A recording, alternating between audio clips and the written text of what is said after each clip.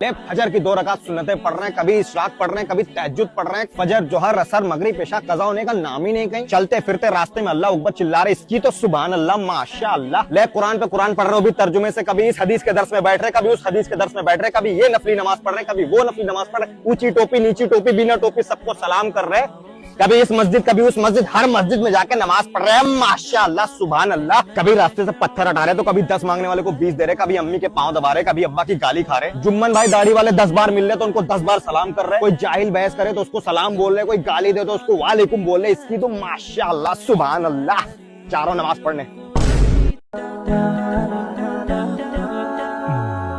ले फजर की 2 रकात सुन्नतें पढ़ रहे हैं, कभी इशराक पढ़ रहे हैं, कभी तहज्जुद पढ़ रहे हैं। फजर, जोहर, असर, मगरिब, पेशा कज़ा होने का नाम ही नहीं कहीं। चलते फिरते रास्ते में अल्लाह अकबर चिल्ला रहे, इसकी तो सुभान अल्लाह माशा अल्लाह। ले कुरान पे कुरान पढ़ रहे हो भी तर्जुमे से, कभी इस हदीस के दर्स में बैठ रहे, कभी उस हदीस के दर्स में बैठ रहे, कभी ये नफली नमाज पढ़ रहे, कभी वो नफली नमाज पढ़ रहे, ऊंची टोपी नीची टोपी बिना टोपी सबको सलाम कर रहे, कभी इस मस्जिद कभी उस मस्जिद, हर मस्जिद में जाके नमाज पढ़ रहे हैं माशा अल्लाह सुभान अल्लाह। कभी रास्ते से पत्थर हटा रहे तो कभी 10 मांगने वाले को 20 दे रहे, कभी अम्मी के पांव दबा रहे, कभी अब्बा की गाली खा रहे। जुम्मन भाई दाढ़ी वाले 10 बार मिल रहे तो उनको 10 बार सलाम कर रहे। कोई जाहिल बहस करे तो उसको सलाम बोल रहे, कोई गाली दे तो उसको वालेकुम बोल रहे। इसकी तो माशा अल्लाह सुभान अल्लाह।